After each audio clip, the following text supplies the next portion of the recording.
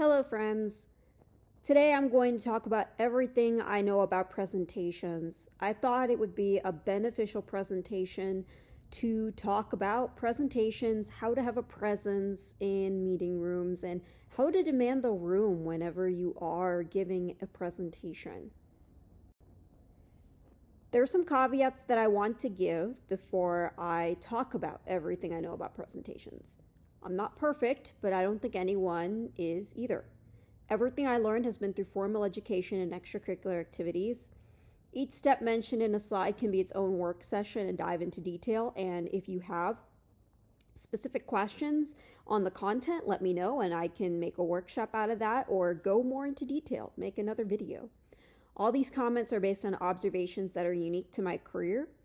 Everybody has a different presentation style. Do what makes you comfortable. And then the concept that I want everyone to take away with is called automaticity. That really means that what I may be doing, I may not even know that I will be doing it. But if you think that that is a specific skill that I learned through practicing or I consciously knew it, chances are that I didn't really know about it. So a great example is that Usain Bolt may not be a great running coach because there are some things that he's innately talented in, and he may not necessarily teach how to run really fast.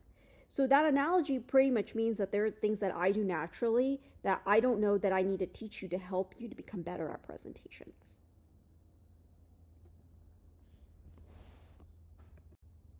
So where did I pick up this stuff? Starting from when I was born to when I was 4 years old, watching from my home videos, I'm known to be an extrovert. Then I was also a speech and debate kid in the middle school and high school and elementary school. So I was also into theater and I did speech and debate. So I could have been a lawyer. But I've been pretty successful when it came to speech and debate. In high school, I state qualified and I semifinaled in individual events. And then I nationally qualified for lots of individual events. I was then on a speech team and I nationally qualified and semifinaled in public addresses, which are 10-minute speeches that you memorize and then you do some platform movement along with that, which I'll go more into detail what platform movement means along in this presentation.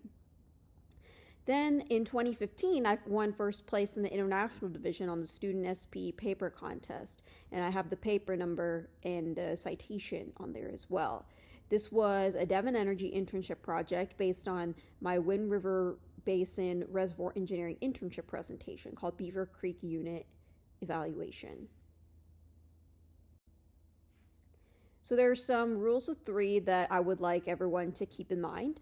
There are three types of presentations: the one you want to give, the one you gave, and the one you wish you gave. And the objective is the aforementioned presentation should be the same desired one. And here's how you can achieve that.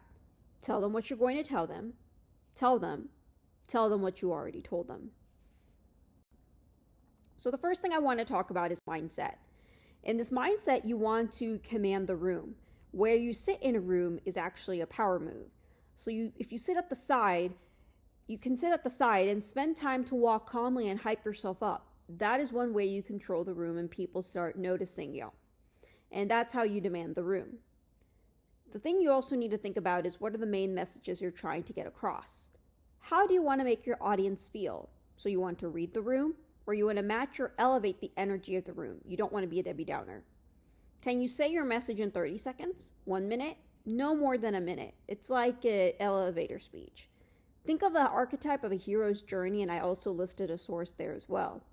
What are some themes? Some themes you may want to think about is 1 to 2 words. The shorter the theme word, the number of words, the better it is. Now, here's some things about commanding the room. Acknowledge people when you enter the room. Pay attention where you sit. Everyone deserves a seat at the table. Make eye contact. Do not fidget. Expand your posture. Lean in when hearing audience questions. And there are some sources to go more into detail of that. And if you want to have this presentation, let me know and I'm more than happy to send it to you. How do you get a message across? You want to be specific. You want to reinforce your goals. You want to be creative, inclusive, watch what goes unsaid. And when I say lose the corporate attitude, it's more about authenticity. Being your authentic self, bringing your authentic self to work is very important. Now I'll talk about actual presenting. So when you're actually presenting, there are several things that I want to talk about, and I know there's a lot of content on here that I can go more into detail and split up the slides on, but I thought it'd be just best to just say it all at once. So I'm going to talk about smiling, posture, where to stand in a big room, gestures, and what kinds of gestures to have. For smiling, this goes for men and women. If I were to give this presentation live, I would ask the question, for those of you, men and women, how many of you have been told that you need to smile more whenever you are presenting? Chances are it's mostly women that get their hands raised the most whenever I'm asking this question. And that's the thing. Women do get asked and suggested a lot more to smile more. So to make the even playing field, everybody should smile. For posture, your mother is right. Having a straight posture is really key in order to demanding the room and deserving confidence. Psychologically, people will take you seriously, but do not stress your body. Where to stand in the big room? It's where people can see. Women tend to stand back, so don't necessarily do that. This goes for women and men who tend to stand back or stand really far away from the audience. You want to stand between midpoint between the screen and the table. You don't want to cover your slides either with your body as well. If you're going to platform walk, do it when you complete a point or an idea. I personally prefer to stand in one place when I'm giving a technical presentation. As far as giving gestures, let them flow at a natural speed. Don't be rigid or do robot dance moves.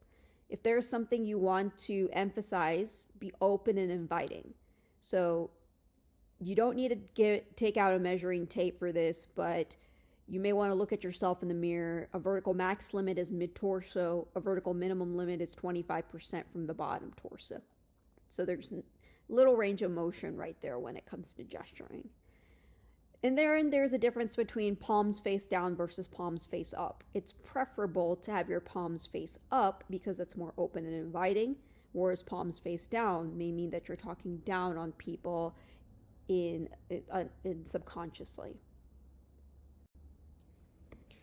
Now I'm going to talk about usage of notes, eye contact, projection, and filler words. For usage of notes, my suggestion is not to use them unless they are really necessary and you're giving a very technical presentation, but the key is to make eye contact and to connect with your audience.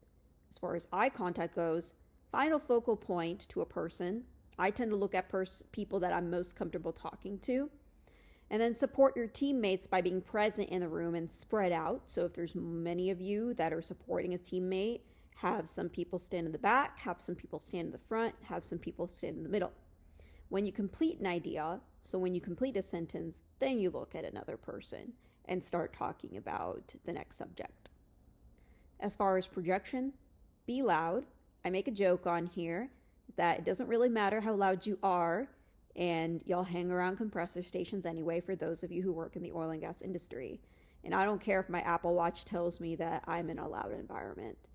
You need to gauge how big the room is and the acoustics, so it's better that a day before a presentation, you come in and you learn to project your voice. And then you speak from the diaphragm. If you were ever in choir, you do your breathing exercises and you speak from the diaphragm. As far as filler words go, notice that I've said very few filler words throughout this presentation because I have been experienced in public speaking for about 12 years.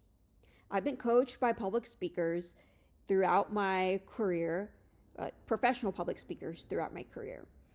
Now, when it comes to filler words, a lot of people don't really care, but they can become distracting if you say every other word, such as and Therefore, practice without using filler words. A great analogy that I would like to give is I heard one professor at my university in my bachelor's degree would have a frog that would make a noise every single time someone would use a filler word in their presentation. So instead of filler words, use pauses instead, 1 second pauses. I'm going to go back to smiling, and this goes for men and women, because it improves attitude, it uplifts the audience, builds audience rapport, reduces stress, and it conveys confidence. Why posture is important psychologically. I really want to stress the importance of posture here. It triggers emotions, not towards yourself, but also how you project to other people. Slouched or hunched posture shows signs of depression, and you don't want to convey that to other people when you're trying to convey your message. That is distracting. Posture commands authority as well. Because if you don't take yourself seriously, then who else will? And now I'll go more into gesturing. You want to be neutral and place them comfortably. Monitor for quantity and timing. Keep hands quiet, and unless they're being used for a purpose, then use them. Because chances are when you keep using gestures like this, they can be used as a speech pattern, and people will pay more attention to your speech pattern than actually paying attention to what you have to say. So avoid clasping your hands at the podium. I've talked about hands facing up versus hands facing down. Do not put your hands behind your back. Crossing your arms conveys a nonverbal body language of a barrier between you and the audience. Fidgeting hands conveys anxiety, and hands in your pockets conveys lack of authority. Now I'll talk about reflecting and practicing. The dress rehearsal is the best rehearsal. And for women, if you're going to practice with heels, or if you're going to wear heels at your presentation on the big day, then make sure you practice with your heels, because that does affect your posture and your stance and how you command the room. Practice at a time you're going to present. That way your energy levels are at the time of the day you'll figure out how long you're going to go. So in the morning, you can go pretty fast because you just had your coffee. It depends if you're a morning person or a night person. In the afternoon, you may go at a little bit of a lagging pace, especially after lunch when you have a big meal. And then in the evening, because you've had a long day, you tend to go longer. So if you practice in the evening, but your presentation is in the morning, that can create a discrepancy in the time that you'll actually go. So try to practice on the time that you're actually going to present at the big day. Look at the slides occasionally. Do not forget to connect with the audience. That is the key. And then don't look at the timer when you do present. You tend to go faster, and that really does skew the data as far as how long you're going to go. And then another thing I would suggest is do so well at practicing that you have developed a mental clock and how long you're going to go. For example, I know this presentation is going to go around 15 to 20 minutes, or about 20 minutes whenever I am presenting in person, because I have practiced this presentation that much, or have given this presentation that much. And another thing, which is what I'm doing right now in order to receive feedback from everybody, is to video record yourself and have others make observations. So in summary, here's some quick and dirty rules if you have forgotten about everything that I've given in this presentation. Fake confidence until you feel it. Speak how you talk in normal conversations, because that's how more people will listen to you. Limit your filler words, because that is distracting. Use pauses instead. Do what seems natural to you. Be loud and be assertive. Practice at the time you're going to present. The dress rehearsal is the best rehearsal. Demand the room and smile.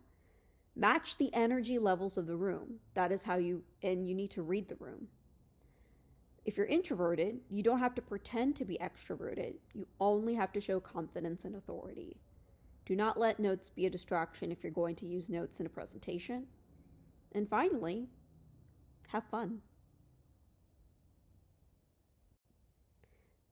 Now, there's some external resources that I would suggest you look into. I was a part of Toastmasters for a little bit, and you can also read some self-help books. And finally, there's a lot of public information about public speaking.